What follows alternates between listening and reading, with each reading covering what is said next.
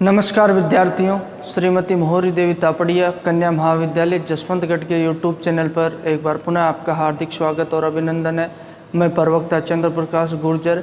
आज की क्लास हमारी बीए तृतीय वर्ष के छात्रों हेतु इतिहास विषय की होगी। इतिहास विषय के दौरान जो निरंतर अगर बात की जाए जर्मनी के एकीकरण के बारे में हम अध्ययन कर रहे हैं। जर्मनी के एकीकरण के तहत आज हम दो डचियों को लेकर, ये मूलतः डचियाँ क्या होती है और उन डचियों को लेकर जो प्रशा और जो बात की जाए डेनमार्क के मध्य होने वाले युद्ध के बारे में जो जिक्र करेंगे। और इसी क्रम में, इसी चरण में जो हमने कहा था कि 3 चरणों में मुख्यतः 3 युद्धों के पश्चात जर्मनी का एकीकरण जो संपूर्ण होता है, जिसके तहत प्रथम डेनमार्क का युद्ध है।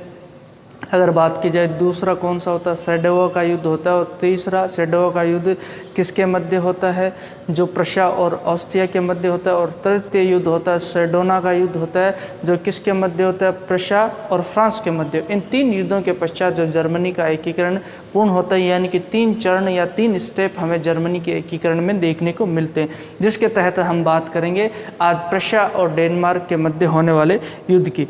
अब उससे पहले हम ये बात करेंगे इनके मध्य जो तनाव को लेकर और जो युद्ध को लेकर जो कौन से कारण जिम्मेदार थे और इनके मध्य युद्ध होने के पीछे क्या कारण जिम्मेदार था, जिसके तहत हम बात करेंगे। 2 डचियाँ थी जो प्रशा और डेनमार्क देश, इन दोनों देशों के मध्य स्थिति, एक तो स्लेस्विग, एक हॉलस्टीन, ये 2 डची। अब ये डचियाँ क्या होती है, मूलतः तुम देखोगे जो समुद्र के अंदर जो यूरोपीय महाद्वीप में जो छोटे छोटे टापू है, जो उनका व्यापारिक महत्व भी खूब है। और वहाँ पे जो छोटे छोटे टापू है उन्हें ही क्या कहा जाता है, डचियाँ कहा जाता है, डची कहा जाता है। तो उन डचियों की अगर बात करेंगे हम, तो उस दौरान जो ये 2 डचियाँ, इनकी अगर भौगोलिक स्थिति की बात करें, स्लेस्विग और हॉलस्टीन है, जो बात की जाए हॉलस्टीन है, ये जो प्रशा और डेनमार्क के मध्य स्थित थी। एक तरफ तो इसके क्या था, प्रशा था, ये तो डेनमार्क है, ये देखो ये यहाँ डेनमार्क है, और उसके अलावा जो ये प्रशा है, इन दोनों देशों के मध्य ये 2 डचियाँ स्थित थी। अब ये दोनों देश क्या करते थे, इन पे अधिकार करना चाहते थे। डेनमार्क के द्वारा भी प्रयास था कि ये उसके राज्य का अंग हिस्सा बने, और प्रशा चाहता है कि ये हमारे राज्य का हिस्सा बने। इसी को लेकर इनके मध्य क्या होता है, विवाद उत्पन्न होता है, और उसी विवाद के कारण इनमें जो डेनमार्क का युद्ध होता है। अगर बात की जाए तो ये समस्या की शुरुआत कहाँ से होती है, और ये प्रथम चरण इसी के कारण, इसी से प्रथम चरण यानी इनको जो जर्मनी का यानी प्रशा का हिस्सा बनाकर ये प्रथम जर्मनी का जो एकीकरण का चरण पूरा होता है। अब आज हम इन डचियों के बारे में जानेंगे, स्लेस्विग और हॉलस्टीन जो डचियाँ, इनकी समस्याओं के बारे में जानेंगे, और इनके मध्य जो विवाद का मूल कारण क्या था उसका जिक्र करेंगे, और इससे जो डेनमार्क और प्रशा के बीच में तनाव क्यों बढ़ता है उसका ही हम जिक्र करेंगे। तो जैसा कि हमने देखा, ये 2 डचियाँ किसके मध्य, प्रशा और डेनमार्क दोनों देशों के मध्य स्थित है। अब यहाँ पर रहने वाली जनता की बड़ी समस्या है। ज़्यादातर आबादी क्या है, जर्मन जाति की आबादी है, और कुछ आबादी सिर्फ मात्र डेनमार्क की होती है। हालांकि इन डचियों पे अधिकार अगर बात की जाए तो अधिकार किसका होता है, डेनमार्क का होता है, लेकिन वो अधिकार नाम मात्र का होता है। इनके शासन संबंधित जो अधिकार, जो शासन संबंधी नियम है वो अलग होते हैं, डेनमार्क के अलग होते हैं। और इन डचियों के जो बात की जाए, स्लेस्विग और हॉलस्टीन, इन डचियों के जो शासन संबंधी जो नियम अलग होते हैं। ये नाम मात्र का जो अधिकार किसका रहता है, डेनमार्क का रहता है। और ये यूरोपीय देशों के लिए बहुत ही बड़ी समस्या थी। ये दोनों डचियाँ अगर बात की जाए कौन कौन सी, स्लेस्विग और हॉलस्टीन वाली जो डचियाँ हैं, यूरोपीय देशों के लिए भी बड़ी समस्या थी। और इन्हीं के जो बीच में जो समस्या बनी हुई थी, और ये जो बात की जाए यूरोपीय देशों के बीच में बड़ी समस्या थी। अगर बात की जाए इन स्लेस्विग और हॉलस्टीन की हमने बात की। अब इसी दौरान, इसी बात को लेकर जो तनाव होता है, इसी दौरान एक लंदन समझौता होता है इस बात को लेकर, जिसके तहत जो लंदन समझौता होता है, इन यूरोपीय समस्या थी, और इसका समाधान करने के लिए कि भाई स्लेस्विग पे और जो बात की जाए हॉलस्टीन है, इस पे अधिकार किसका होगा। 1852 ईस्वी में जो इस समस्या को सुलझाने के लिए एक लंदन में जो अधिवेशन या सम्मेलन बुलाया जाता है, उस सम्मेलन के तहत क्या किया जाता है, इस पे जो इन डचियों पे किसका अधिकार मान लिया जाता है, डेनमार्क को ये अधिकार दे दिया जाता है। इन पे जो समझौता डेनमार्क अधिकार, लेकिन उसे कहा जाता है इन डचियों का आप अपने राज्य में विलय नहीं करोगे, किसी भी हालत में आप अपने राज्य में नहीं मिला सकते। ये नाम मात्र की जो इसकी बात की जाए अधिकार रहता है, इसे अंग मान लिया जाता है, न कि संपूर्ण अंग माना जाता है। डेनमार्क का इसे विलय करने का अधिकार नहीं दिया जाता। यहाँ शासन संबंधी नियम भी अलग होते हैं। अब क्या होता है, परिस्थितियाँ बदलती है। 1863 ईस्वी में जैसा कि पोलैंड विद्रोह का हमने जिक्र किया, किसके प्रति होता है, रूस के प्रति होता है। और इस विद्रोह के दौरान बिस्मार्क क्या रहता है, तटस्थ रहता है और उसके द्वारा इससे क्या जर्मनी की मित्रता हासिल कर ली जाती है। उन परिस्थितियों का लाभ उठाते हुए क्या किया जाता है, डेनमार्क का शासक होता है, डेनमार्क के शासक के द्वारा इन डचियों पे यानी स्लेस्विग और होल्स्टीन पे अधिकार करने का प्रयास किया जाता है। तो उसके द्वारा पहले क्या किया जाता है, अपने संविधान में है जो क्या किया जाता है, संशोधन किया जाता है और ऐसे प्रावधान जो उसके द्वारा पारित कर दिए जाते हैं। उस वक्त अगर बात की जाए तो डेनमार्क का शासक कौन होता है, फ्रेडरिक सप्तम होता है। इसकी मृत्यु के पश्चात अगला शासक क्रिश्चियन नवम बनता है। इधर प्रशा का शासक कौन है, विलियम प्रथम प्रशा का शासक है।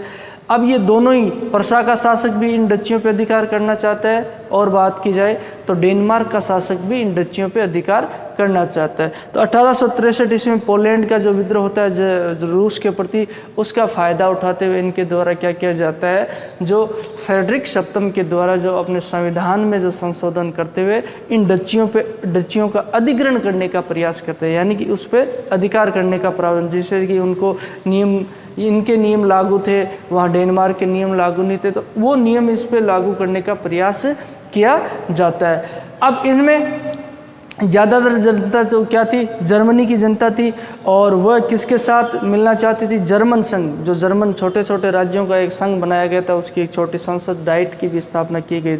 यहाँ जो 2 डचियाँ थी, देखो स्लेस्विग है, इसमें तो 50% तो जनता थी जर्मन जाति के लोग थे और 50% डेन जाति के लोग थे। अब ये लोग तो मिलना चाहेंगे किसकी तरफ, जर्मन संघ की तरफ, और ये लोग किसकी तरफ, डेनमार्क की तरफ मिलना चाहेंगे। और होल्स्टीन जो डची है, इसमें तो पूरी की पूरी आबादी जो जर्मन जाति की है, पूरी की पूरी 100% आबादी, तो ये किसकी तरफ झुकाव होगा, इनका झुकाव होगा जर्मनी की तरफ। तो अब ये दोनों देशों के बीच में जो विवाद की स्थिति, इसीलिए संपूर्ण यूरोपीय देशों के लिए विवाद की स्थिति थी, इनको मिलाए किस में, नाम मात्र का अधिकार तो डेनमार्क को दे रखा है, लेकिन पूर्ण अधिकार डेनमार्क के पास नहीं है और यहाँ के जो नियम और शासन संबंधी वो चीज़ें सारी की सारी अलग है। तो अब ये डेनमार्क के शासक के द्वारा जो बात की जाए, फ्रेडरिक सप्तम के द्वारा जो ऐसा प्रयास किया जाता अपने संविधान में संशोधित करते हुए, लंदन जो समझौता हुआ था उसका उल्लंघन करते हुए इन डचियों का क्या किया जाता है, अधिग्रहण यानी अपने राज्य में मिलाने का प्रयास उनके द्वारा किया जाता है। अब ये मर जाता है, उसी दौरान फ्रेडरिक सप्तम की मृत्यु हो जाती है। उसके पश्चात अगला शासक कौन बनता है, क्रिश्चियन नवम बनता है। ये जो किसका, डेनमार्क का शासक बनता है। इधर जो प्रशा का शासक विलियम प्रथम, इसके द्वारा भी क्या किया जाता है, उसी संविधान को मान लिया जाता है तो फ्रेडरिक सप्तम के द्वारा लागू किया, उसकी पुष्टि, क्योंकि ये चाहता था कि डेनमार्क की जनता का उससे क्या मिले, समर्थन मिले और उसे सपोर्ट मिले। उन परिस्थितियों में अपनी प्रजा को प्रसन्न करने के लिए इसके द्वारा उसी संविधान की पुष्टि कर दी और इन डचियों पे अधिकार करने का, स्लेस्विग और होल्स्टीन डचियों पे अधिकार करने का प्रयास किया जाता है। इधर जर्मन संघ की जनता की बात की जाए, जर्मन संघ की जनता के द्वारा इसका विरोध किया जाता है ज़बरदस्त, इस बात का कि इन दोनों डचियों को डेनमार्क द्वारा अपने राज्य में मिलाने का प्रयास किया जाता है, उसका ज़बरदस्त विरोध किया जाता है। जर्मनी की जो डाइट है यानी कि संसद, उसके द्वारा भी इस बात का विरोध किया जाता है, जर्मन जाति के लोगों के द्वारा किया गया कि हम हरगिज इसको नहीं मिलाने देंगे।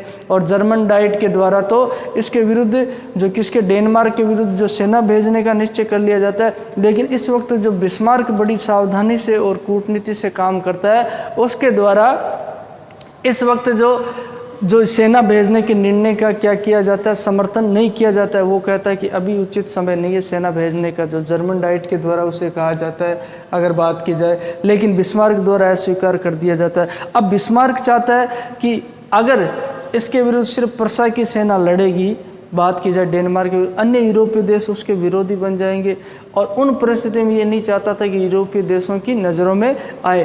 तो अब इसके द्वारा जो प्रशा के साथ जो चांसलर बिस्मार्क के द्वारा क्या किया जाता है कि अपने साथ किसी और को और ले लेते हैं अपन साथ। अगर यूरोपीय देशों का सामना अगर हमें इन परिस्थितियों में करना पड़ेगा तो सिर्फ अकेला प्रशा ही रहेगा। तो अब जो वो ऑस्ट्रिया जो उसका विरोधी प्रशा का बात की जाए, तो प्रशा को अपने साथ लेने का निर्णय किसके द्वारा? बिस्मार्क के द्वारा किया जाता है और इस बात को लेकर ये प्रशा को राजी भी कर लेता है। अब जो उसी दौरान जो प्रशा और इसमें क्या हो जाता है, ऑस्ट्रिया में समझौता हो जाता है और उन दोनों के द्वारा क्या है, जो डेनमार्क के विरुद्ध कार्रवाई करने का निश्चय किया जाता है। ये समझौता इनके मध्य कब होता है? 16 जनवरी 1864 ईस्वी में। प्रशा अकेला नहीं रहे, उसके द्वारा ऑस्ट्रिया को भी ये साथ में लेना चाहता है ताकि यूरोप के अन्य देशों के द्वारा क्या नहीं किया जाए, उसका विरोध नहीं किया जाए इन परिस्थितियों में, क्योंकि ये चाहता था उसे अकेले सामना नहीं करना पड़े और कल को जो बात परिस्थितियां बिगड़ जाती है तो उसके साथ में ये होना प्रशा जो ऑस्ट्रिया होना भी जरूरी है। तो उन परिस्थितियों में ऑस्ट्रिया के साथ प्रशा के द्वारा समझौता यानी बिस्मार्क के द्वारा समझौता कर लिया जाता है और समझौता करने के पश्चात डेनमार्क के शासक, अब उसकी क्या हो जाती है, फ्रेडरिक की मृत्यु हो जाती है सप्तम की, और नया शासक बनकर कौन आता है? क्रिश्चियन नवम आता है। इसको ये जो अल्टीमेटम दे दिया जाता है, अल्टीमेटम दे दिया जाता है किसके द्वारा? प्रशा और ऑस्ट्रिया दोनों के द्वारा कि 48 घंटों के अंदर अंदर तुमने जो नया संविधान बनाया उसको समाप्त कर दो और पहले की स्थिति को यथावत कर दो। अब उसके द्वारा क्या किया जाता है?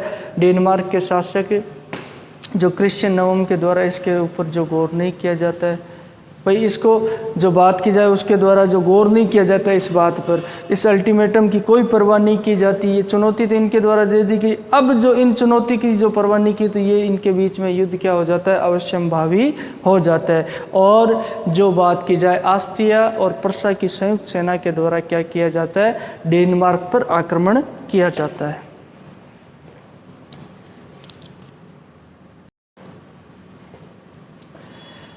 तो विद्यार्थियों, आज की क्लास में बात की जाए तो हमने प्रशा और जो डेनमार्क के मध्य पैदा होने वाले तनाव के बारे में जिक्र किया और इसके मध्य होने वाले जो तनाव के भी का मुख्य कारण जो स्लेस्विग और होल्स्टीन दो डचियाँ होती है, जिनको लेकर जो डेनमार्क और प्रशा के मध्य क्या जो युद्ध होता है, और इस युद्ध से पहले की पृष्ठभूमि का हमने जिक्र किया, किस तरीके से जो डेनमार्क के द्वारा जो इन डचियों का अधिग्रहण करने का प्रयास किया जाता है और यहाँ की अधिकतर जनता क्या होती है? जर्मन जाति की होती है, जो किसके साथ मिलना चाहती है? जर्मन संघ के साथ मिलना चाहती है।